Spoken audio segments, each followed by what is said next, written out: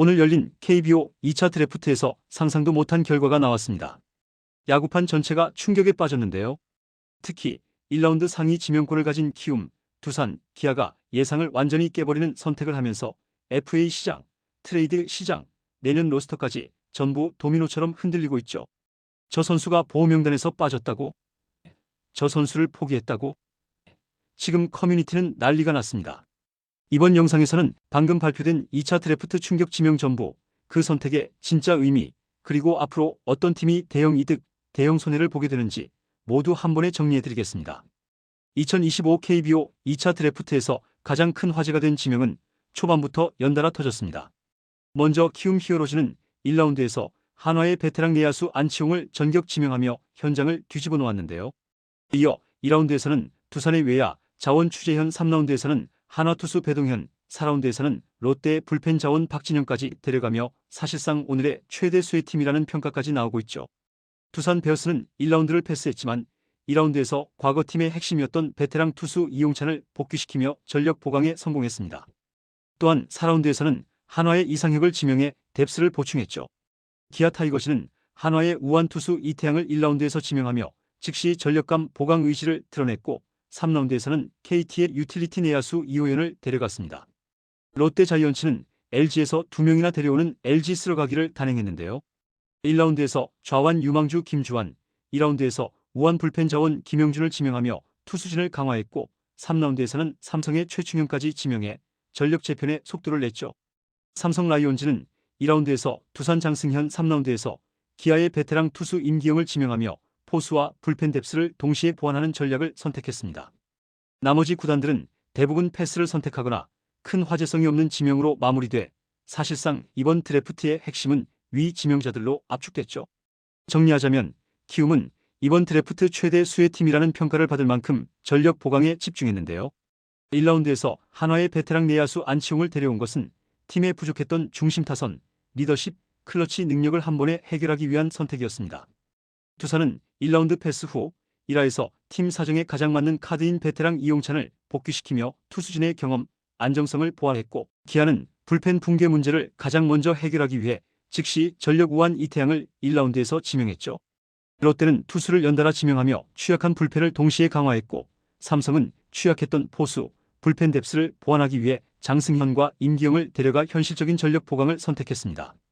이번 2차 드래프트가 이렇게까지 역대급이라는 평가를 받는 이유는 단순히 선수 몇 명이 팀을 옮기는 수준이 아니기 때문입니다. 이번 행사 자체가 각 구단의 속내, 전력 운용 전략, 미래 구상까지 한꺼번에 드러나는 진짜 전력 지진이기 때문이죠. 그동안 팬들이 알 수 없었던 팀 내부의 경쟁 구도, 백업 자원의 실제 가치, 구단이 어떤 유형의 선수를 포기할 수 있고 반드시 지켜야 하는지의 기준이 드러나는 날이 바로 2차 드래프트입니다. 특히 올해는 유독 즉시 올라가서 1군 전력의 보탬이 되는 좌완 투수, 필승조 경험이 있는 불펜, 수비가 되는 백업 포수, 그리고 1군 로테이션을 최소 몇 번이라도 돌았던 선발감 같은 실전형 전력들이 보호 명단에서 빠져 있었다는 점에서 큰 화제가 되기도 했죠. 즉, 이번 드래프트는 단순한 미래 투자나 육성이 아니라 당장 내년에 전력 변화를 만들어낼 수 있는 자원을 뽑아가는 자리였던 겁니다. 여기에 더해 팬들의 시선을 가장 강하게 끈 부분은 바로 보호명단 35인의 현실인데요. 팬들 입장에서는 예상 밖의 이름들이 명단에 없었고 이것이 그대로 인터넷 커뮤니티를 달궜죠. 그러나 구단 입장에서 보면 이건 철저히 계산된 선택입니다. 나이와 연봉 구조, 최근의 부상 이력, 포지션 중복, 다른 팀들이 해당 선수를 굳이 데려갈 확률이 낮다는 판단 등 여러 요소가 복합적으로 작용한 결과죠. 즉, 실력이 조금 있는 선수라도 이 선수는 아마 아무도 안 가져갈 거야라는 판단이 서면 과감하게 보호를 포기하기도 합니다.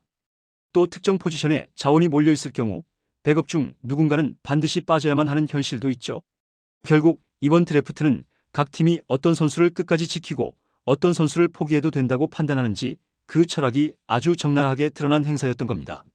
그래서 이번에 나온 보호 명단은 팬들이 보기엔 충격이었지만 구단 내부에서는 매우 치밀한 계산의 결과라는 거죠. 그러나 진짜 중요한 건 이제부터입니다.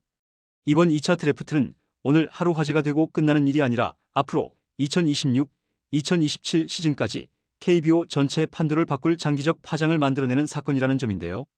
예를 들어 이번 지명 결과는 FA 시장의 방향을 완전히 바꿀 수 있습니다. 어느 구단이 투수를 데려갔다면 그 구단은 해당 포지션 FA 영입을 포기할 가능성이 높고, 반대로 예상 밖으로 선수를 잃은 구단이라면 급하게 FA 시장에서 보강에 나설 수밖에 없죠. 트레이드 시장도 마찬가지입니다.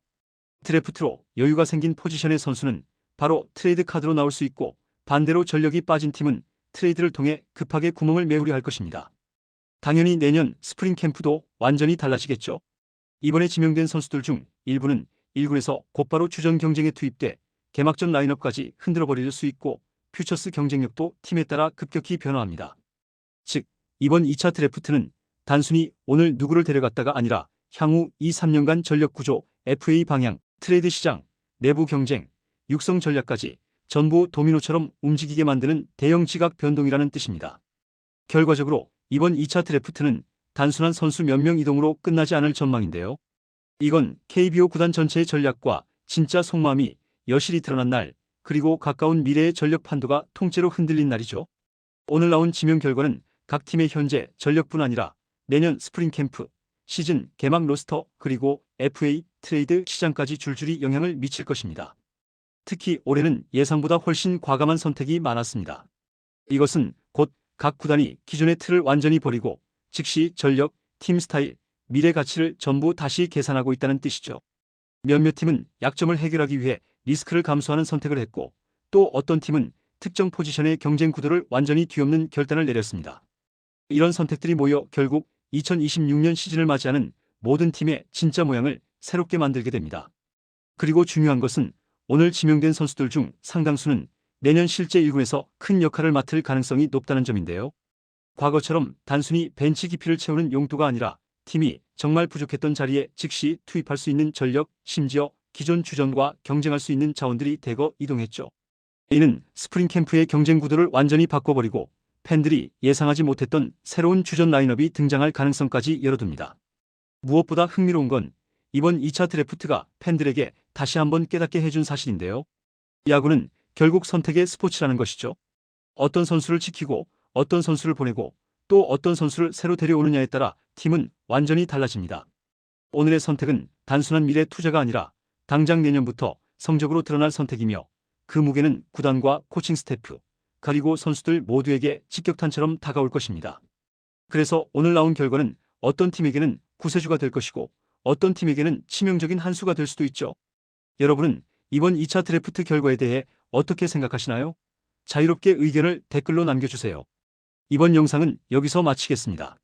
재밌게 보셨다면 구독과 좋아요, 알림 설정 부탁드려요. 그럼 오늘도 시청해주셔서 감사합니다.